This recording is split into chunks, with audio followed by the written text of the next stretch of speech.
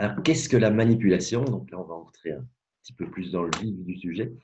Pour moi, c'est toujours bien quand on cherche à définir un concept de commencer par aller voir la définition dans le dictionnaire.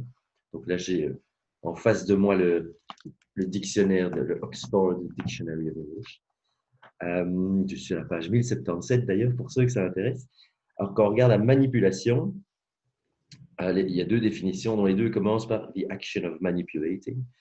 Euh, c'est pas, bon, ça ne nous explique pas tellement ce que c'est la manipulation.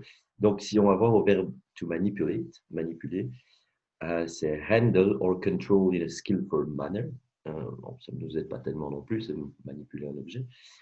Par contre, une autre définition qui est nettement plus proche de ce de quoi je veux parler, c'est control or influence a person or situation cleverly or unscrupulously. Oui, ou encore alter or present data, entre parenthèses, so as to mislead.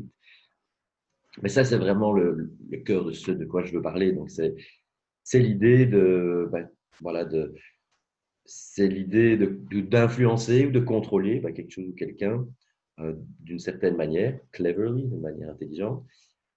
Et moi, plus spécifiquement aussi, j'aime bien cette deuxième définition qui dit alter or present data so as to mislead.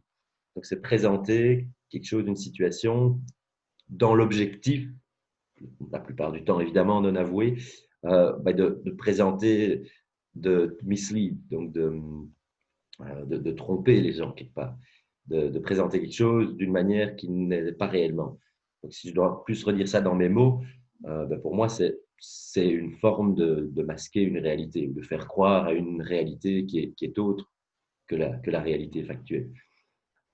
Et si on parle voilà, plus en termes de communication non violente, pour moi, ce que je pourrais dire, il y a aussi l'idée de satisfaire son propre besoin, un besoin à soi, au détriment de ceux des autres.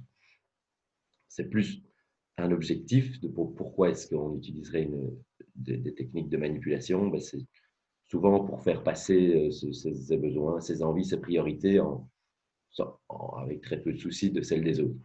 Mais il y a vraiment cette volonté de tromper et consciemment aussi, pour moi, qui est important dans ce que je vais, en tout cas dans ce que je vais parler.